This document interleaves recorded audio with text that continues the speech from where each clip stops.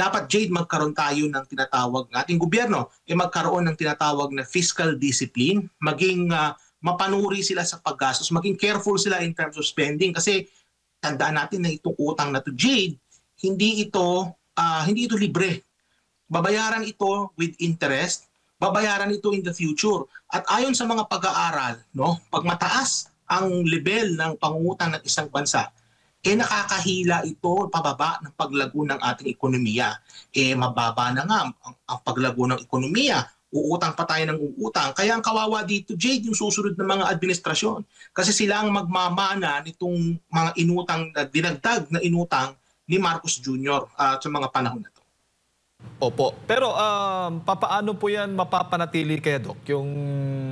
Yung possible pa ba? Kaya pa bang bayaran ng bansa ang utang na ito?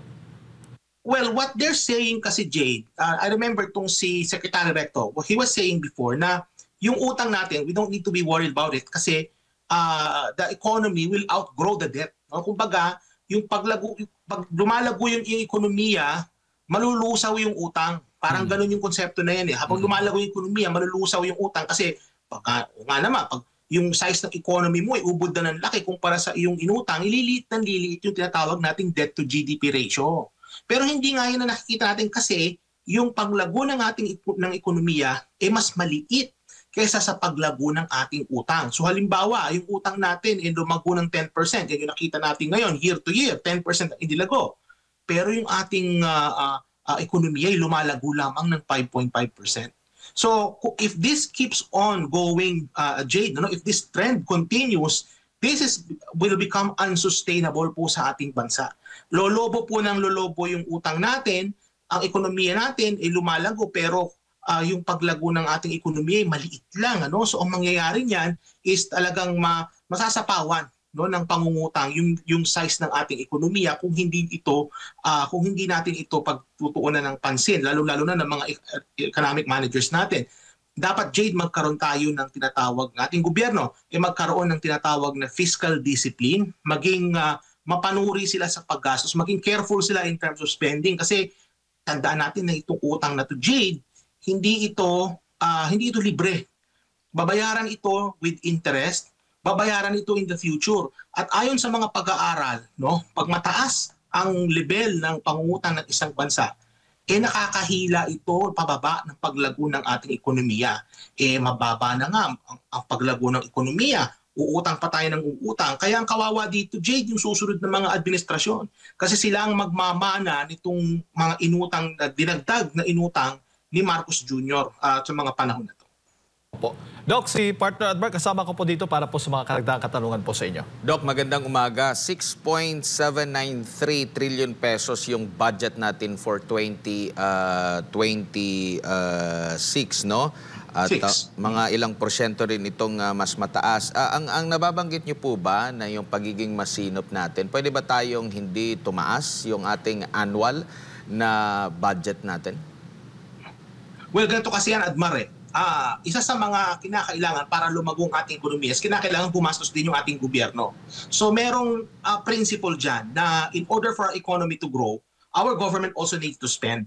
So kumbaga kapag nagkaroon ng contraction ng government spending, so halimbawa nagkaroon ng tinatawag natin austerity, sa mga ibang bansa nangyayari yan. Nagkaroon ng austerity, nagkaroon ng sobra-sobrang pagtitipid. Ang mangyayari din nito, Admar, is posibleng mahila din itong pababa ang paglago ng ekonomiya. So, kinakailangan pa rin natin gumastos. Ngayon, ang issue dito talaga, Admar, is, okay, kailangan natin gumastos. Saan natin kukunin yung perang panggastos? So, ano-ano ba ang sources? So, meron tayong internal revenue. So, nandyan yung collection ng BIR, collection ng customs. Nandyan yung mga income or rather profits na nire-remit ng mga GOCCs. Kasi taon-taon nire-remit yan, Admar, sa National Treasury, yung mga kinikita ng mga GOCCs. So, kailangan kumikita din yung GOCCs mo. And then, of course, kung may diferensya yan, kung ano man yung difference niyan dun sa National Expenditure Program ng gobyerno, yan yung kailangang utangin. So, ibig sabihin, pwede namang gumastos ang gobyerno. Kumbaga, i-maintain niya yung roughly the same level of spending, pero kinakailangan is mag-level up sila in terms of sa pangungulekta ng buwis. Kailangan mag-level up sila sa pangungulekta from customs, ano? Kumbaga yung internal revenue natin palakasin yan. At syempre yung mga GOCCs mag-level up din in terms of generating profits, revenues for themselves. Diba? So, kumbaga, may paraan naman, Admar, na ma-maintain natin yung level of spending, pero at the same time, babawasan natin yung pangungutang. So, you just increase your internal revenue. Hindi lang yun, Admar. Nandiyan din yung issue about corruption in terms of spending. No? Kasi nga sa public finance, public finance ito pinag-uusapan natin, doon sa revenue side, yun yung nabanggit ko kanina, which is yung pag-generate ng revenue ng gobyerno. So pwede mong ilimitahan yung pangungutang, pero i-increase mo yung internal revenue generation. Doon naman sa expenditure side, may problema rin tayo, Admar. Ang problema dyan is yung graft and corruption. Kaya nga kung babawas-bawasan ng ating mga opisyal ang pagnanakaw, bawas-bawasan ng corruption, magagawa ng gobyerno natin na mag-spend pa rin na maayos, ano, na mapupunta talaga sa taong bayan yung mga pondo na yan, mararamdaman ng tao. Pero at the same time, hindi na natin kailangan ng mangutang ng sobra-sobra. But then again, hindi yan ang na-o-observe natin. Kasi ang na-o-observe natin, graft and corruption remains rampant. And ang consequence nito, and of course, let's add to that, na there's a lack of fiscal discipline sa kaso ngayon, kaya ang nangyayari is patuloy pa rin tayong umuutang para matabunan yung tinatawag nating fiscal deficit, Admar. Opo. And meron po bang parang budget to GDP ratio? Kasi dito yung standard kasi itong budget natin na 6.7 trillion, mas mataas ito ng 7.4% compare noong last year, 2025. At 22% ito sa gross domestic product ng ating bansa. Meron po bang standard, Doc, sa pagbabudget po?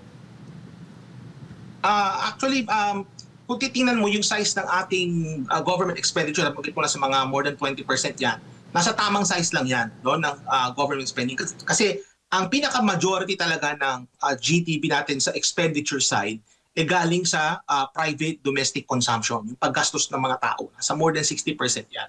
So about 22% for government spending, it's right about the right size, no, for government spending.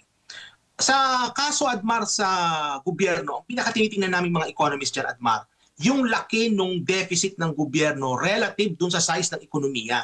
Kasi yan yung isa sa mga indicator na naghihilas ng economic growth pababa. Yung laki ng deficit, yung laki ng pagkukulang ng ating gobyerno. Now, yung deficit natin, lumalaki naman ng lumalaki, pero hindi naman siya ganun kataas. In fact, meron ako nakitang post ng Department of Finance na sinasabi nila na medyo stable daw ang size, no, ng ating deficit to GDP ratio. So yung tinitingnan din namin yung mga economy. So doon sa sinabi mo kanina na size, no, ng government spending, it's about the right size, about more than 20%.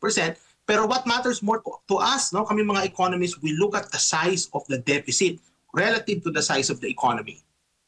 Opo, at may mga naririnig na tayo, no, sa mga balita na merong mga babawasan ang pondo, like sinasabi po dito na ang Kongreso raw, both House and Senado ay mababawasan ng at least 46% daw, 46.4% yung kanilang budget this year kumpara last year. And at the same time, itong DPWH ay magkakaroon din po ng pagbabawas mula sa dating mahigit 1 trillion, 1.09, ay ang proposed allocation ay nasa 854.3 billion pesos na lang daw ngayong 2026. Pero meron namang mga ahensya na tataas din yung kanilang budget, like kagaya po dito sa Department of Transportation. Natataas sila mula nasa ang kanilang propose ngayon 196.62 billion pesos, no? Mas mataas ito compare sa last time. So still, kahit na marinig natin na may pagbaba sa ibang ahensya, mayroon pagtaas naman sa ibang mga ahensya ng gobyerno, Doc, no? So kumbaga, ito bang ganito na paglilipat lang ng possible ng pondo or paglilaanan ng pondo, alin yung prioritization, makakatulong ba ito? Ito ba'y tamang nababanggit nyo po, masinop at tamang pagbabudget or still parang same as useless pa rin kasi nandun pa rin tayo sa mas mataas na budget po, Doc, na inilalaan every year? Alam mo, Admar, yung pag-move ng mga funds, bahagi yan ng fiscal management. No? So may mga sektor sa ekonomiya na mas kinakailangan ng ayuda ng gobyerno. No? When I say ayuda, hindi yan yung pinamimigay na pera. What I mean is yung government expenditures, no? Yung funds. So halimbawa, sa kaso ng agriculture, yun sa palagay ko, dapat dagdagan ng kaunti yan kasi kung isusustain ng gobyerno halimbawa yung Rice for All program, no, yung 20 pesos na bigas, na kilo ng bigas, kailangan dagdagan ng pondo.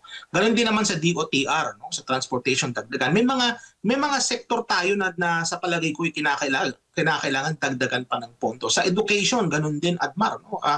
Sa ngayon meron tayong problema in terms of sa kalidad ng edukasyon sa ating bansa.